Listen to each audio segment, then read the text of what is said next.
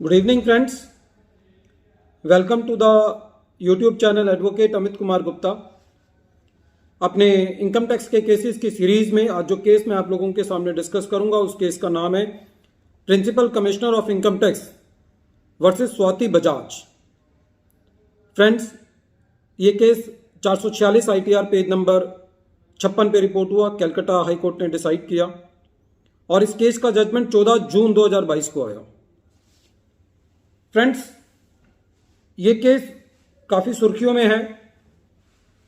इस केस के अंदर ट्रिब्यूनल ने करीबन 90 असेसीज को पेनी स्टॉक के अंदर रिलीफ दिया था, जो कि सारा का सारा बैच उठ करके कैलकाटा हाई कोर्ट ने एक ही ऑर्डर के अंदर डिस्पोज ऑफ किया और ट्रिब्यूनल ने भी इन सारे केसेस को एक ही बैच के अंदर डिस्पोज ऑफ किया था। इस केस के अंदर with due respect to the Calcutta high court, ऐसा लगता है कि कोर्ट जो है वो एसएससी से काफी नाराज है पेनी स्टॉक को लेकर के। इस केस के अंदर कोर्ट ने कुछ अपने ऑब्जर्वेशंस दिए हैं जो कि एसएससी के लिए एक बहुत फार रीचिंग इफेक्ट रखते हैं और मुझे ऐसा लगता है कि डिपार्टमेंट इस केस को एक मील का पत्थर साबित करेगा और अपने हर केसेस के अंदर एसएससी के अगेंस्ट यूज करेगा। इस केस के अंदर एक 90 एसएससीज का जो डिसफेवर हुआ या उनके अगेंस्ट फैसला आया वो एक कितना मैटर नहीं करता, क्योंकि वो लोग उनके पास सुप्रीम कोर्ट में अपील में जाने का अधिकार है। काफी सारा टैक्सेस वो जमा भी कर चुके हैं।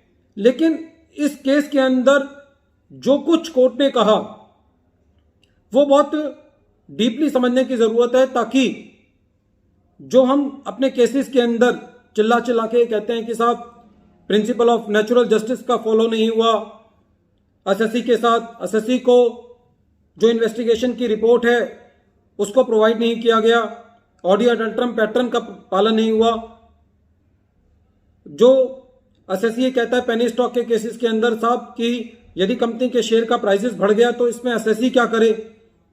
तो इन सब बातों का कैलकाटा हाई कोर्ट ने एसएससी के अगेंस्ट जवाब दिया है और जिनको मैं वन बाय वन जो है आपके सामने डिस्कस करूंगा।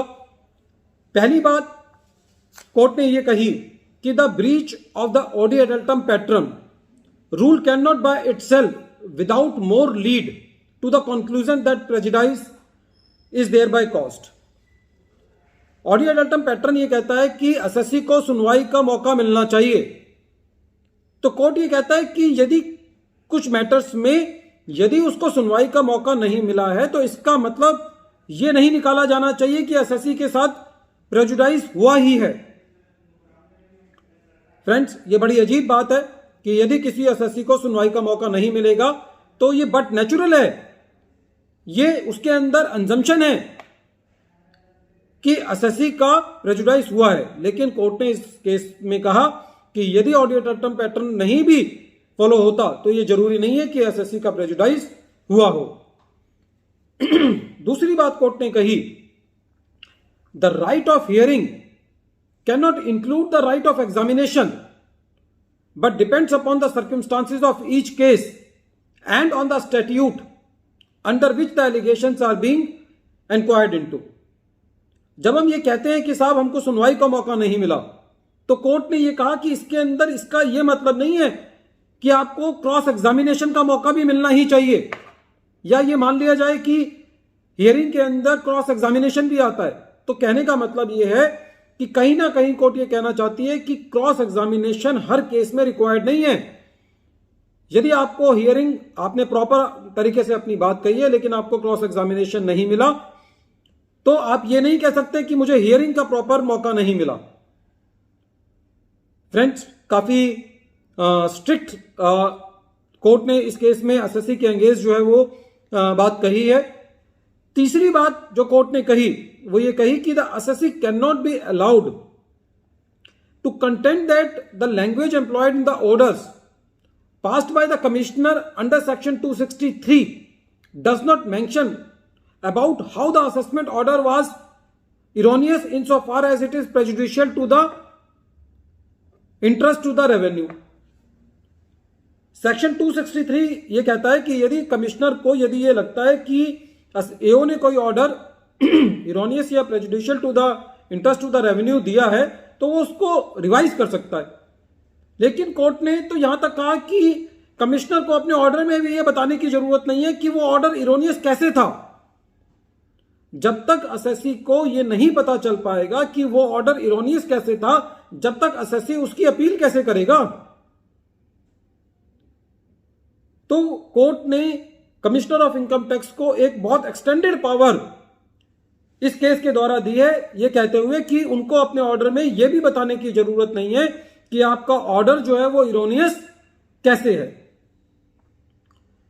इस पर्टिकुलर केस के अंदर there was 90 cases which the ITAT disposed in through one order. तो कोर्ट कहीं ना कहीं ये कहना चाहता था कि आपने 90 केसेस को बिना सारे 90 केसेस के फैक्ट्स को एग्जामिन किए बिना एक ऑर्डर से कैसे डिस्पोज ऑफ कर दिया। तो सेम केस तो हाई कोर्ट ने भी किया है कि सारे के सारे केसेस को एक ही ऑर्डर से डिस्पोज ऑफ किया है। नेक्स्ट कोर्ट ने इस केस में कहा कि the report was available in the public domain. इस पर्टिकुलर केस में जो असेसी था वो ये कह रहा था कि साहब जिस इन्वेस्टिगेशन रिपोर्ट पे आपने रिलाई किया है वो रिपोर्ट तो असेसी को मिली नहीं असेसमेंट प्रोसीडिंग्स के द्वारा, तो असेसी उसको रिब्यूट कैसे करे, उसको काउंटर कैसे करे। तो इस केस में भी with due respect to the Calcutta high court, court ने ये कहा कि ये रिपोर्ट आप इंटरनेट से जाके निकाल लेते। ये रिपोर्ट तो इंटरनेट पे अवेलेबल थी। आप कोर्ट ने यहां तक ये कहा कि जो आपके चार्टर्ड अकाउंटेंट्स हैं और जो एडवोकेट्स हैं वो प्रिंसिपल ऑफ नेचुरल जस्टिस का अननेसेसरी का एक सहारा ले रहे हैं। आप ये चाहते तो अपनी रिपोर्ट नेट से निकाल लेते और उसको काउंटर कर सकते थे। बड़ी अजीब सी बात है फ्रेंड्स कि कोर्ट ने इस केस में ये कहा कि यदि कोई इन्वेस्टिगेशन रिपोर्ट पे कोई कोर्ट डिपार्टमेंट रिलाई करता है तो मैं डिपार्टमेंट से ये रिपोर्ट ना मांग करके मैं एक इंटरनेट से ये रिपोर्ट निकालूं। तो हो सकता है कि दोनों के बीच में कोई डिफरेंस हो या कोई और रिपोर्ट मुझसे निकल जाए। तो मैं कैसे ये साबित करूंगा कि जो मैंने नेट से रिपोर्ट निकाली और जो डिपार्टमेंट रिलाई कर रहा है वो सेम है। मैं अपना काउंटर कैसे बनाऊंगा। बहरहाल इस केस के अंदर कोर्ट ने यह कहा कि एसएससी को वो रिपोर्ट नेट से निकाल लेनी चाहिए थी। एक और इसके अंदर कोर्ट ने बड़ी विचित्र बात कही, वो ये कहा कि यदि एसएससी ने किसी शेयर्स के अंदर पैसा लगाया है और उस शेयर्स का प्राइस बहुत ज्यादा बढ़ जाता है तो यह एसएससी की जिम्मेदारी है कि यह बताना कि उन शेयर्स का प्राइसेस कैसे बढ़ गया। बड़ी विचित्र बात है फ्रेंड्स कि यदि मैं किसी कंपनी का शेयर खरीदता हूं और यदि उसका शेयर 1000 रुपए का और मैंने खरीदा और वो 2000 रुपए का हो जाता है तो एसएससी कैसे इस पोजीशन में बता सकता है कि वो शेयर 2000 रुपए का हो गया, 1000 रुपए उसका प्राइस बढ़ गया। ये तो एक एसएससी के लिए नेक्स्ट टू इम्पॉसिबल है, क्योंकि शेयर मार्केट को थाउजेंड ऑफ द जो रीजंस हैं वो रेगुलेट करते हैं। तो एसएससी के ऊपर ये बर्डन डालना कि एसएससी ये बताए कि जो शेयर्स उसने खरीदे हुए हैं और जिनकी प्राइसेस बहुत ज्यादा बढ़ गया, ये एसएससी के ऊपर बर्डन डाला है इस केस के थ्रू कैलकाटा हाई कोर्ट ने कि एसएससी की ये जिम्मेदारी है कि वो ये बताए कि शेयर का प्राइसेस कैसे बढ़ गया। नेक्स्ट बात इस केस में कोर्ट ने ये कही कि बहुत सारे केसेस के अंदर एसएससी ने ये प्ली दी है कि साहब एसएससी जो है वो मतलब जिस की वजह से एसएससी का केस लगा हुआ है, एसएससी और बहुत सारे शेयर्स में डील करता है, तो वो तो एक रेगुलर शेयर ट्रेडर है, उसने कोई और दूसरा शेयर भी खरीद लिया होगा जिसका प्राइस बढ़ गया। तो इस केस में इस मैटर पे भी कोर्ट ने ये कहा कि ये कोई एक बहुत ज्यादा अच्छी दलील नहीं है कि एसएससी जो है वो रेगुलर शेयर्स में डील करता है। कोर्ट ने कहा merely because the assessee had invested it in other blue chip companies and earned profit or incurred loss that would not validate the tainted transactions। मैं अपनी बात कैसे कहूंगा? असेसिंग ऑफिसर तो अपने ऑर्डर में लिखते हैं कि असेसी ने खाली एक पेनी स्टॉक के अंदर डील किया, वो रेगुलर ट्रेडर नहीं है। अब जब हम ये कह रहे हैं कि हम रेगुलर ट्रेडर हैं तो कोर्ट ये कह रही है कि आप ये प्ली भी नहीं ले सकती है कि आप रेगुलर ट्रेडर हैं।